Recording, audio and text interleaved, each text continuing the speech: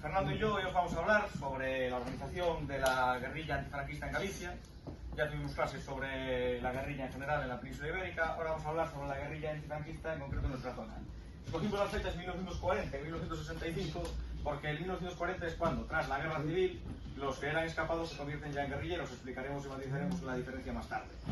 Y escogimos el 1965 que, a pesar de que los últimos grupos guerrilleros se disuelven, por así decirlo, en el año 51 y en el año 52, en el 65 es cuando muere abatido el último de los guerrilleros aquí en Galicia, que fue José Castro Vega o Piroto. Bien, en la presentación trataremos primero un contexto general de la guerrilla, para entender lo que es el movimiento guerrillero en España, explicaremos las zonas guerrilleras, luego matizaremos la Federación y el Ejército Guerrillero de Galicia, y después explicaremos la vida diaria y luego trataremos unos apartados de recreación histórica, como armamento, ropa y demás, y os mostraremos unas imágenes de nuestro grupo de figuración para que conozcáis lo que es la recreación de la guerrilla. Pero si os dais cuenta, aún no mencioné el término maquis. ¿Podríamos decir que el término maquis es un error al referirnos a los guerrilleros antifranquistas gallegos? Rotundamente sí. Bueno, básicamente, maquis sería esta planta de aquí, este tipo de árboles. Durante las guerras napoleónicas, jóvenes que intentaban evitar el reclutamiento para la guerra se escondían en este tipo de monte bajo. A este tipo de arbusto mediterráneo se le llama maquis o maquia, que derivaría después en los maquis, básicamente los que andaban por aquí. Todos estas palabras, estos nombres, se retoman en la Segunda Guerra Mundial, por varias razones. Por las organizaciones que se forman de la resistencia francesa, como puede ser la Fuerza Francesa del Interior o las Armées Secretas. En todas ellas contaban un gran número de españoles republicanos. Y podemos también destacar la 9, que liberó París, como podemos ver ahí, de los nazis. Exiliados de la guerra civil, fueron a Francia, a luchar contra los nazis, contra la invasión nazi. Pero la pregunta es, ¿cómo volvió el término maqui a España? Básicamente, por dos cosas. La primera, el arbusto, otra vez. Básicamente, pues de este arbusto podemos encontrar la zona mediterránea, como puede ser Aragón o el Levante. La segunda razón es por la invasión, por la operación Reconquista de España, básicamente la invasión del Valle de Aragón, que se intentaba conquistar para formar un gobierno republicano y ser reconocido por las democracias occidentales, y así poder llevar a cabo una intervención aliada en España. Esta misión fracasó en concreto en este túnel, el túnel de Viella, ya que básicamente al otro lado, cuando lo estaban cruzando, al otro lado esperaba una emboscada de las tropas de Franco. Esto provocó un gran número de muertes. Unos que no llegaron a cruzar se fueron a Francia, y los que ya habían cruzado tuvieron que dispersarse por España, pero por unas zonas en concreto, que serían las que ya mencionamos anteriormente, que hay maquis, la planta, que sería, por ejemplo, la agrupación guerrilla de Santander, la agrupación del Alto de Aragón, la agrupación guerrilla de Cataluña, la agrupación guerrilla de Levante, y ya está aquí, esas tres, esa forma de decir. Después, hay la excepción de personas particulares que pudieron ir a otras partes de España, como puede ser la agrupación guerrilla de Levante y Aragón, la agrupación de guerrilleros de La Mancha, el grupo de guerrilleros de Jaén, la agrupación guerrilla de Málaga y Granada, la agrupación guerrilla de Fermín Galán, la agrupación guerrilla de Extremadura Centro, el ejército guerrillero de Galicia, la Federación de Guerrillas León Galicia y la agrupación guerrillera de Asturias. Vale. Bueno, los enviados por el PC. Bueno, pues ahora vamos a concretar y profundizar en la Federación de Guerrillas León Galicia, cuyo cuño tenemos aquí, y después replicado en ese papel que tiene Carlota. La Federación de Guerrillas nace de una unión pluralista. Bueno, había gran diversidad de ideologías, había entre ellos guerrilleros comunistas, anarquistas y socialistas. Estos guerrilleros se organizan, recordando a Pi Margall, que lo estudiamos, se organizan de forma de abajo hacia arriba.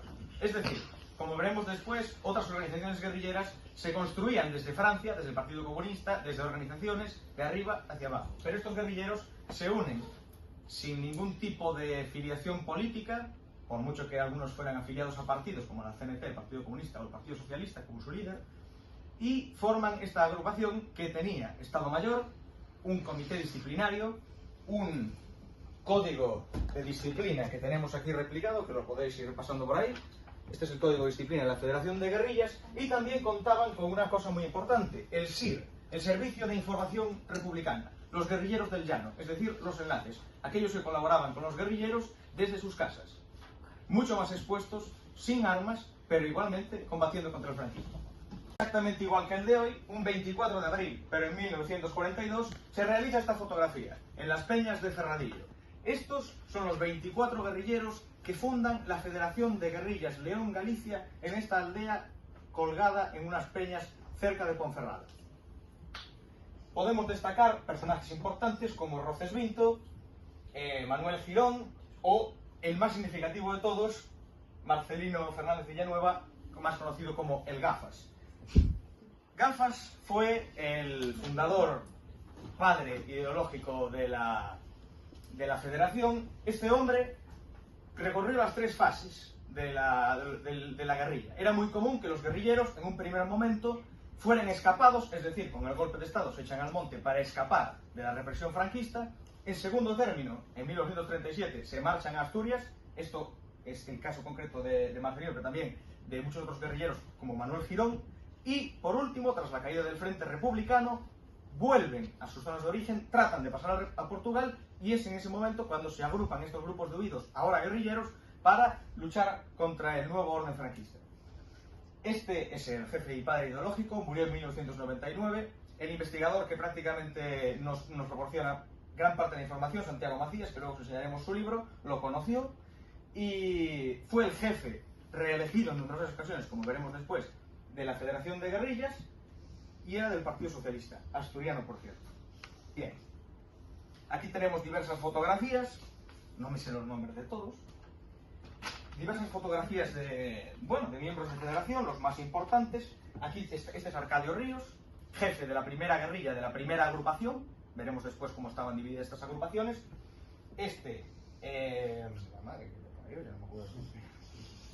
es Ríos también, porque es su hermano, César Ríos, el ayudante de la primera guerrilla. Este es Marcelino de la Parra, que logró escapar tras la debacle y el fracaso de la guerrilla, pero fue asesinado después en Cataluña. Aquí tenemos a los Pitacieras, un grupo de guerrilleros también de la Federación. Este es Antonio de Garrizoso, el cual moriría muy cerca de donde soy yo, en Vilabella, Triagastela. Y luego tres guerrilleros armados hasta los dientes. Esta foto se realizó hoy, 24 de abril, hace 83 años, también en Ferradillo. Aquí Hilario Álvarez y su mujer. Antes de seguir con el resto de fotos, quiero detallar el papel que tenía la mujer en la guerrilla. Podemos pensar que no la sabía, y se contaban en un número bastante grande.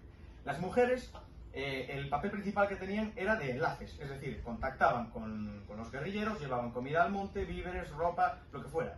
Pero hubo muchas mujeres, normalmente compañeras sentimentales de los guerrilleros, que se echaron al monte con el fusil en la mano y el morral al hombro para luchar contra el franquismo. Aquí tenemos a uno de los guerrilleros más famosos, muerto en la batalla de Chavaga, un combate muy famoso, el llamado Rocesvinto. Aquí unos guerrilleros en 1945, la partida del famoso Osanteiro, que tenía una zona inmensa de territorio leonés controlada. Y luego aquí tenemos al asturiano, Jalisco y el atravesado. Y me quiero parar en este hombre de aquí, es Kiko. Kiko Francisco Martínez es el último guerrillero vivo en España a día de hoy. Tiene un total de 99 años, nació el 10 de octubre de 1925 y todavía se maneja por WhatsApp y me llama a mí por teléfono muchas veces para hablar de estas cosas. Bien, vamos a hacer una pequeña cronología de la Federación antes de lanzarnos con el tema de la recreación. En la Federación se empieza a manejar ya, primero, con grupos de huidos. Los huidos eran grupos de personas, normalmente de ideología de izquierda o antifascista, en síntesis, que escapan de sus casas forzados por la represión franquista del golpe de Estado de 1936 y que pasan toda la guerra en el monte. O algunos, como ya expliqué, que se fueron a Asturias a luchar. Bien. Estos grupos de huidos, en 1941, se empiezan a organizar porque hay un régimen franquista establecido en España y vamos a luchar contra él. En 1941, en diciembre, César Ríos y Marcelino de la Parra, que ya os los mencioné, escriben lo que va a ser el reglamento de lo que iba a ser la Federación de Guerrillas Populares. Posteriormente, en diciembre de ese mismo año, 12 guerrilleros escriben el acta fundacional, pero en la ciudad de la Selva, no en Ferradillo. La ciudad de la Selva es un sitio, creo que en Orense, si no me equivoco, en el cual había un núcleo importante de huidos después de guerrilleros. Bien, en 1942, como ya os dije, la fundación, 24 de abril, hace 83 años, y 1943 se realiza el segundo congreso, tras el de Ferradillo en 1942, que fue el fundacional. Aquí es donde se establece la estructura de la guerrilla. Tendremos un Estado Mayor, que será el comité director, y luego un comité disciplinario, que se regirá por esos estatutos de disciplina que os acabo de pasar, que será el Tribunal de Guerrillas. Muchas veces, como veremos después en documentos, se llevaron a efecto sanciones a guerrilleros que incumplían las normas de estos estatutos. Bien, como dijo antes Fernando, aquí vinieron enviados del Partido Comunista de Francia. Pues en este congreso, en el segundo, participa Chema, en el cual los invita a unirse a la Unión Nacional Española, la Nación del Valle de Arán. En septiembre de 1943 es el tercer congreso, se unen a la Unión Nacional Española y nace el SIR, el Servicio de Información Republicano, que junta los enlaces en 4 agrupaciones distintas, en diferentes zonas del Bierzo, para compenetrar los servicios de información. Uno de los más importantes, a mi parecer, el 10 de octubre de 1944, tiene lugar el cuarto congreso de la agrupación. En este congreso, Gafas, Guillermo Morán y Marcelino de la Parra son reelegidos como miembros del Estado Mayor, y luego se incorporan ya los comunistas, que va a ser el debacle de la federación, la ruptura entre el comunismo, los líderes comunistas, ¿no?, y los aliancistas, los que estaban a favor de la unión con la UNE. Y aquí se crean las 3 agrupaciones de la federación. Una primera en el Bierzo, dirigida por César Ríos; la segunda en Orense, dirigida por Mario Morán; y la tercera agrupación, la de Lugo, las montañas Cervantes, lo que son ahora Cervantes, Nogales, Becerreá, etcétera, etcétera. Y por último, esta dirigida por Manuel Castro Tellado. En 1945, la federación opta por adherirse a la Alianza Nacional de Fuerzas Democráticas, y es en este año, 1945, hace exactamente 80 años, tiene lugar el fatídico suceso de Columbrianos. Varios guerrilleros, en las fiestas del Corpus, van a visitar su zona natal en Columbrianos, donde allí estaban las oficinas. Un falso techo que habían construido en una casa, la casa de Penélope se llama. Allí habían construido un falso techo, y allí vivían estos guerrilleros, donde tenían multicopistas, editaban el periódico de El Guerrillero, que veremos después, y aquí tenían toda la lista con todos los enlaces del SIR, porque estaban registrados, ¿no? Esto funcionaba tal cual como una organización. Lo era. Entonces, hubo un chivatazo, los guardias civiles entraron a la casa. Si visteis Malditos Bastardos, la película está, pues es muy parecido. Llegaron a la casa y en vez de disparar al suelo, dispararon arriba. Reventaron el techo, allí estaban los guerrilleros, sacaron a los 3 guerrilleros muertos, mataron al sobrino de la dueña de la casa, mataron a la dueña de la casa. 1945, 1946 y 47 será la debacle de la guerrilla, cuando la Guardia Civil, los Grises y la Falange, los 3 principales órganos de represión que utiliza el régimen contra los guerrilleros, en cuanto se hacen con esta documentación, tienen a los enlaces fichados, tienen los nombres de los guerrilleros, porque utilizaban nombres falsos. ¿Y todo por qué? Por la desobediencia para ir a una fiesta en su propia casa, ¿no? Y a partir de ahí la federación se va al traste. Sumando también que en el sexto congreso, 1946, cuando ya estaba todo un poco... Era muy peligroso ya andar por los montes, la Guardia Civil tenía muchos chivatos y muchos contactos. Nace en el año 47, el año del terror, la brigadilla. Las contrapartidas eran guardias civiles que se disfrazaban, se vestían con las características de los mendigos, ¿no?, de los guerrilleros, se echaban al monte un par de noches, hacían atrocidades, auténticas atrocidades. Hubo una partida de la contrapartida, la brigadilla, que en León cogieron a un vecino aleatorio del propio pueblo, del hombre que dirigía la brigadilla, le cortaron las orejas, a su mujer le arrancaron los senos, y todo esto para difamar a los guerrilleros. Entonces, a partir de ahí, los enlaces empiezan a desconfiar más de quién es un guerrillero y quién no, empiezan a dejar de acogerlos y empieza a haber muchos problemas. Como decía, dentro de la federación también surgen graves problemas estructurales, porque los comunistas, que estaban a favor de una lucha global, es decir, ponemos una bomba en un tren y matamos a los que haya, republicanos, socialistas, comunistas, fascistas o lo que fuera, matamos a todo el mundo. Atentados, golpes fuertes y indiscriminadamente. La lucha total contra la guerrilla, contra la oposición al franquismo.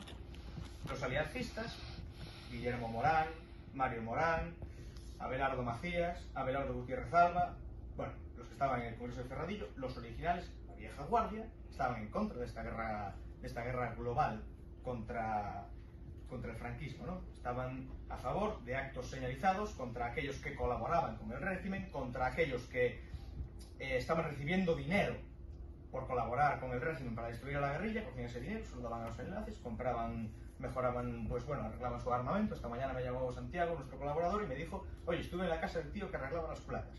Pues efectivamente, ¿no? Tenían artesanos que les arreglaban las cosas, y eso era con el dinero que les cogían a aquellos que lo ganaban colaborando con el régimen, ¿no?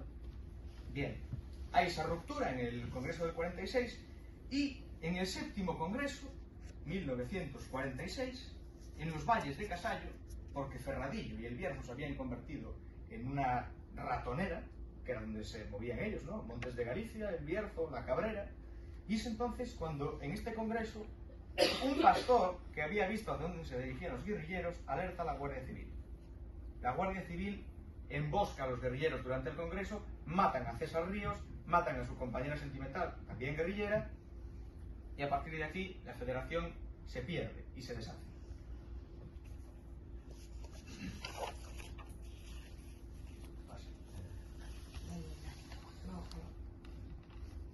Bien, Ejército Guerrillero de Galicia, cuyo puño tenemos el que tiene Diana y también en la imagen. El Ejército Guerrillero, menos importante y muy distinto a la Federación, pese a que se había construido en base a lo que habían hecho los guerrilleros de la Federación.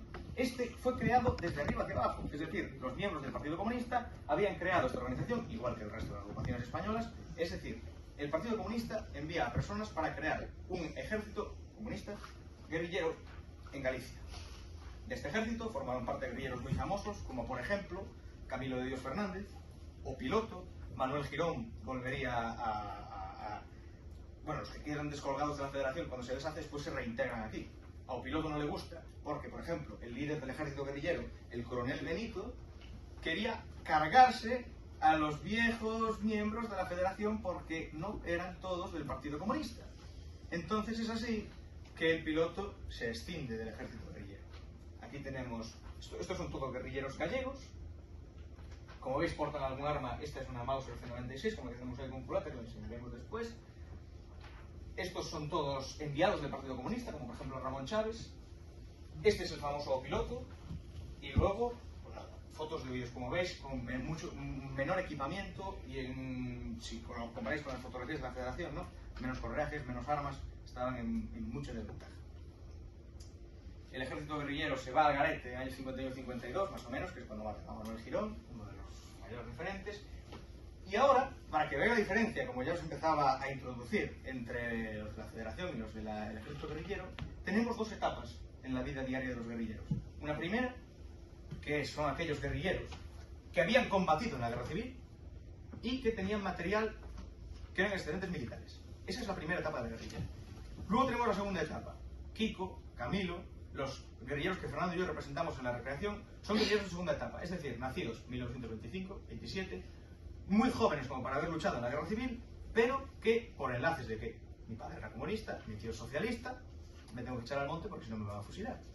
Entonces, en la primera etapa consistía en estar en el monte y luego por las noches bajaban a hacer, toda la vida se hacía por las noches, se descansaba por el día, en cuevas o en cabañas de colaboradores, y por las noches se bajaba a hacer pues un servicio de enlace, se entregaba propaganda, se iba a asesinar a tal falangista que se había destacado en la represión contra la guerrilla, etcétera, etcétera. Todas las acciones se llevaban por la noche. Sin embargo, en la segunda etapa, los guerrilleros, los jóvenes, ya por ejemplo el ejército guerrillero, se movían por las noches, pero la nueva vida la hacían en las casas de los enlaces. Es decir, ellos prácticamente, como me decía mi Kiko me dijo, en mi época no había moto, había casas. Y es cierto, en esta segunda etapa, de los más jóvenes, tras la caída de la Federación, pongámosle por una fecha, año 48, estos guerrilleros hacen la vida en las casas de los enlaces. Por las mañanas están en la casa, por la tarde se mueven, van a la otra, repartiendo propaganda, dan mítines en las casas, etcétera, etcétera. Bien, esta vida diaria está muy estrechamente relacionada con sus vestimentas. Aquí, como yo os acabo de hablar de su vida, vamos a hablar también un poco de la muerte. la Guardia Civil, veis que no escatimaban hacer fotografías a los guerrilleros fallecidos. Este es el coronel Benito, el que fue líder del ejército guerrillero, que lo asesinaron en... no me acuerdo el nombre, en Teilán, que fue desenterrado. Tengo yo las causas militares donde la Guardia Civil... ¿Por qué nosotros vamos a hacer esta recreación? Porque la Guardia Civil, cuando mataba a estos hombres, ¿no?, pues describían la indumentaria que llevaban. Es a partir de ahí, de esos materiales y ropas, que nosotros podemos hacer estas recreaciones y, por ejemplo, los tiros servicios, adelante, por favor, con las mismas ropas que llevaban los guerrilleros. Aquí podéis ver más o menos sus características. Este arma es un Stenmark, que lo tenemos aquí, lo podéis ver, que este es el famoso Juanín, muerto en 1957 en Cantabria. Este es el hermano de Manuel Girón.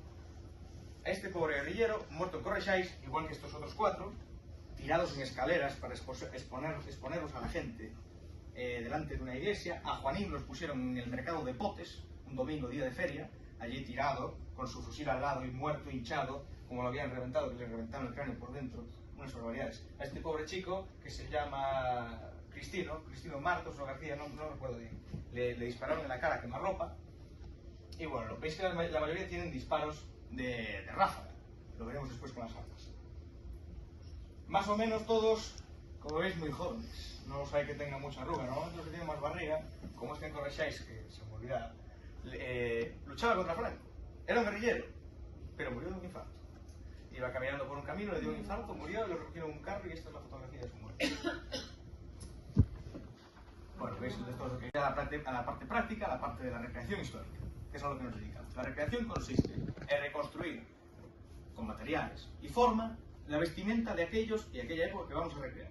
En este caso, las fuentes que tenemos, bueno, tenemos 2 fuentes para extraer: las fuentes primarias, es decir, la propia ropa que tenemos de los guerrilleros, ¿no?, los que se encuentran en las fosas, las botas, las armas, lo que sea, ¿no? Y luego, fuentes secundarias, lo que nos dicen las causas militares. En ese momento, era, en la primera etapa, como os digo, que utilizaban correajes y armamento y ropa excedente de la guerra civil, es el paño de algodón. Es una tela, esta en concreto es una camisa del reglamento del 26, que es la que se usó durante la guerra civil, que es la que podemos ver normalmente en las fotografías de la Federación, porque eran hombres ya maduros que habían combatido en la guerra, ¿no? Bien. Luego, después de eso, la ropa es meramente civil. Pensad, los enlaces se compraban la ropa a los guerrilleros en mercados, es decir, se compraban la ropa que se llevaba de aquella época. Los colores eran más oscuros de los que hoy en día, y normalmente los patrones eran de rayas, como podemos ver aquí, camisas grises, azul muy oscuro, y en caso de ser de cuadros muy pequeños. ¿Vale? Los materiales: lino, algodón, botones de nácar o de madera. Se empezaba a usar algo el poliéster a partir de 1940, que lo introducen los británicos. En este caso son camisas de algodón, una de cuadros, una de rayas. Esto era la ropa que aparece en las descripciones, ¿no?, de la Guardia Civil, pero también en las fotografías que vemos de los guerrilleros. Luego, en cuanto a pantalones, Emilio, pantalones de pana, normalmente en las causas color chocolate, color beige, y luego, en concreto, esta camisa que lleva Emilio es una mezcla de algodón y ya el poliéster que se empezaba a utilizar. Esta era de mi bisabuelo. La boina igual, las boinas de cabeza pues solían ser boinas, ahí hay una boina americana, marrón, boinas americanas para el invierno, o boinas negras españolas como lo que lleva Emilio ahora mismo, que son las típicas que podemos encontrar en España en la época, que se utilizaron y aún utilizan algunos patrones ahora, ¿no? Bien. Luego, para el invierno, en verano se portaba el correaje. Aquí tenéis un Sam Brown, por favor. Espera, pásame la pistola. Este es un Sam Brown, que es un correaje. Esta trincha que lleva, es aquí la forma. Toma, ponte como si lo fuera. Vale, sujeta aquí mismo. Este correaje se empleaba durante la guerra civil y se empleó después, lo utilizaron los guerrilleros, y aún ahora en las paradas militares lo utilizan como, bueno, nostálgico de aquella época. Es un correaje que... Es un correaje que lleva esta trincha diagonal, en principio para las tropas que no llevaban las tres cartucheras durante la guerra civil, que eran los que llevaban los fusiles,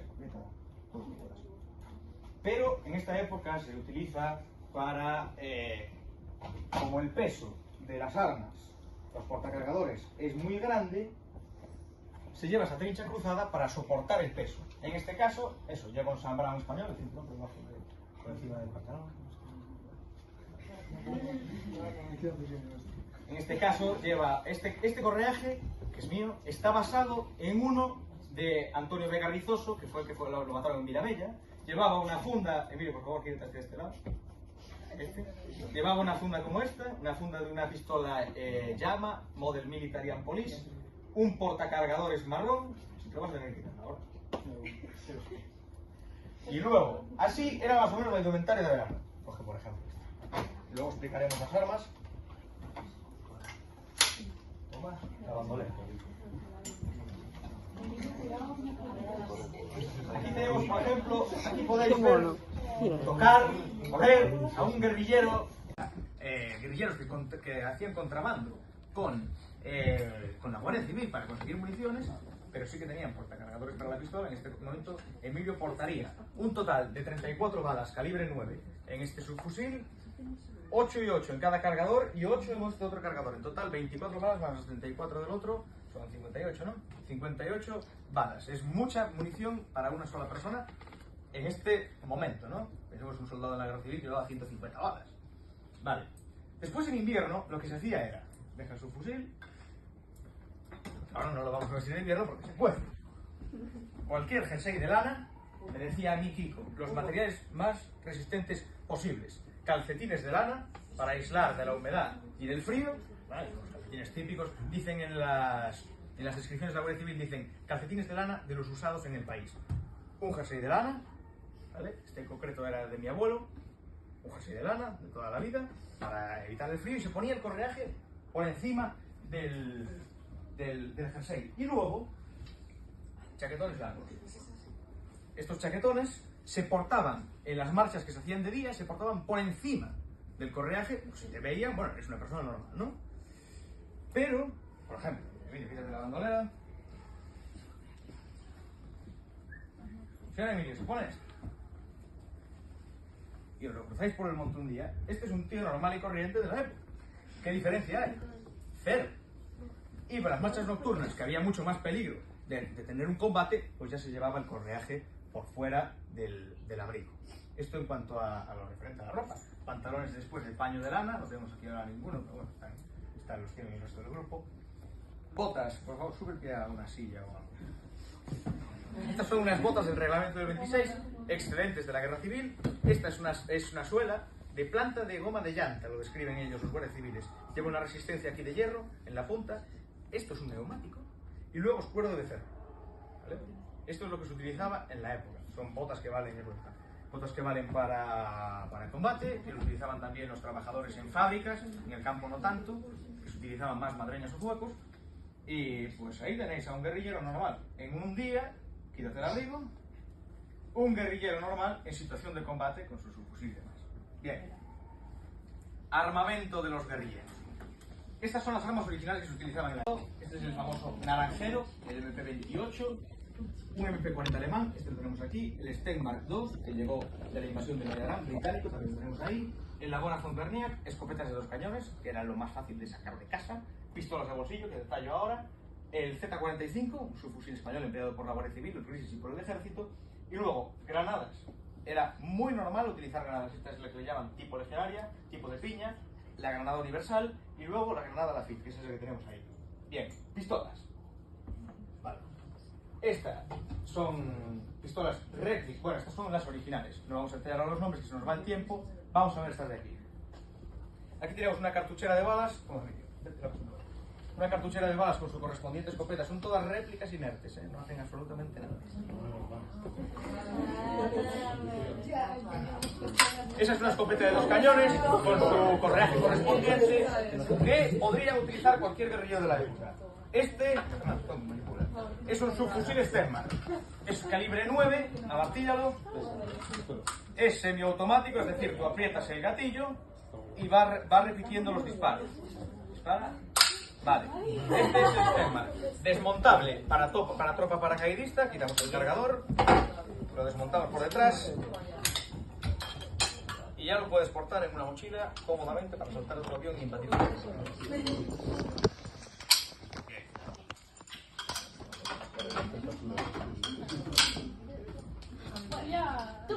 Este es un fusil, por favor, este es un fusil Mauser Kar 98K, alemán. Podían haberlo traído los guerrilleros franceses. Este es un arma alemana, pues adoptada por los nazis. Es un fusil de cerrojo, igual que los que utilizaban en la guerra civil. Cuidado con este que es frágil en la punta. Bien. Una muy utilizada, la Astra 900. Esta lleva culata incorporada. Sí, esta la llevaba un piloto, también me comenta Kiko que la llevaba. Esta es un arma muy utilizada en la época, que era muy común. Carga en total 10 tiros en un cargador corto y 20 en un cargador largo. Luego, en su fusil MP40, de repetición, 34 tiros, alemán. También había versión española.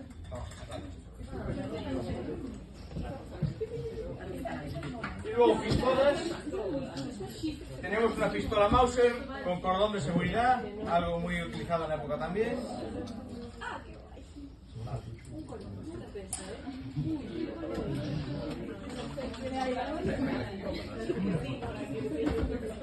Aquí tenemos una pistola Luger, también utilizada por los guerrilleros que vinieron de Francia.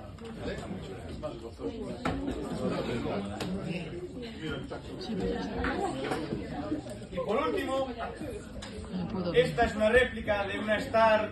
Esta es de gas, tengo yo la de fogueo, esto no lo vamos a sacar y demostrar. Se amartilla y es automática, es decir, cada vez que aprietas hace el retroceso.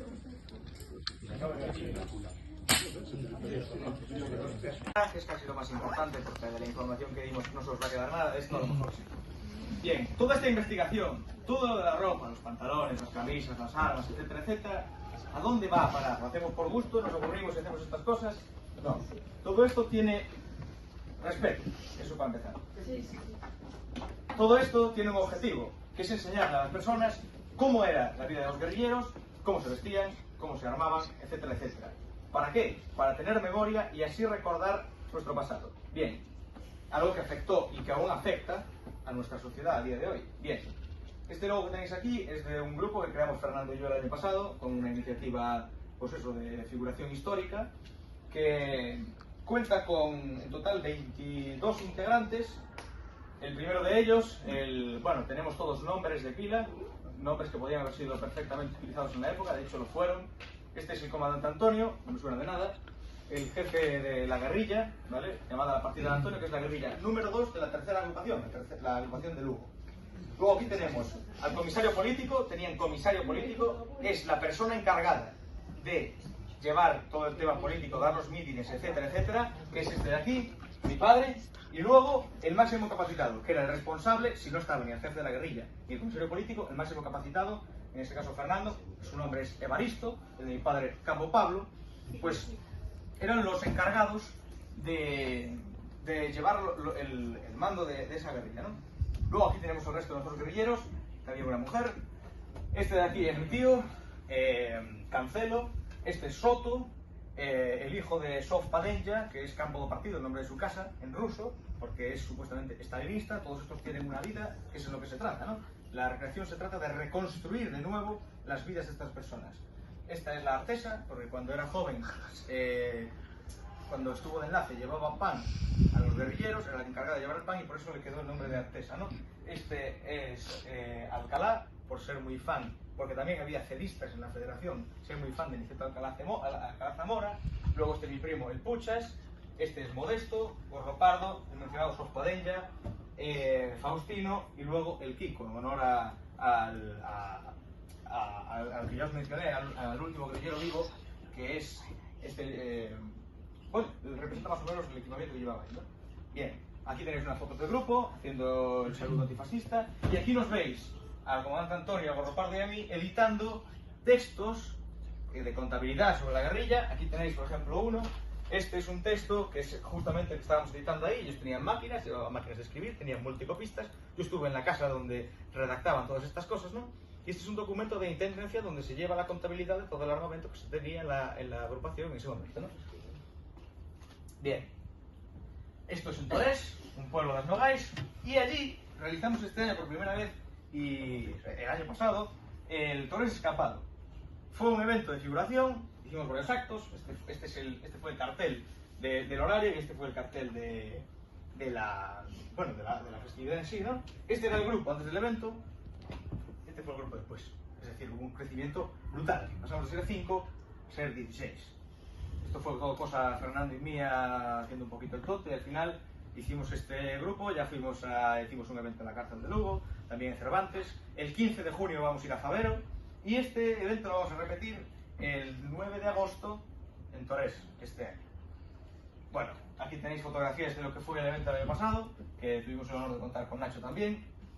Realmente te pasé las fotos, que he visto algunas fotos, y tengo del fusilamiento. También. Sí, porque fusilamos primera línea, ¿eh? Fue una recreación del asesinato de Reces Vinto, el cura de Dragonte.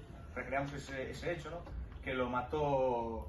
Bueno, aquí tenemos cuando sacamos a Reces Vinto de la iglesia, el cura, el despótico cura, que, bueno, la historia es brutal. El caso es que era un cabroncete y le dimos lo suyo y después fue fusilado. Esto fue una historia real.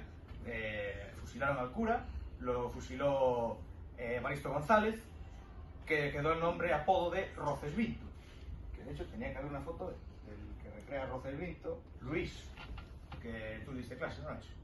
A Luis, el año pasado. Lo veo. El año pasado. Sí, estaba en el evento. Sí, hombre, claro. Sí, pues Luis es el que recrea a Roces Vinto porque fue el que hizo del cura, ¿no? Estas fueron, bueno, fue el evento, ¿no? Mucha gente, para lo poco que éramos nosotros de aquellas.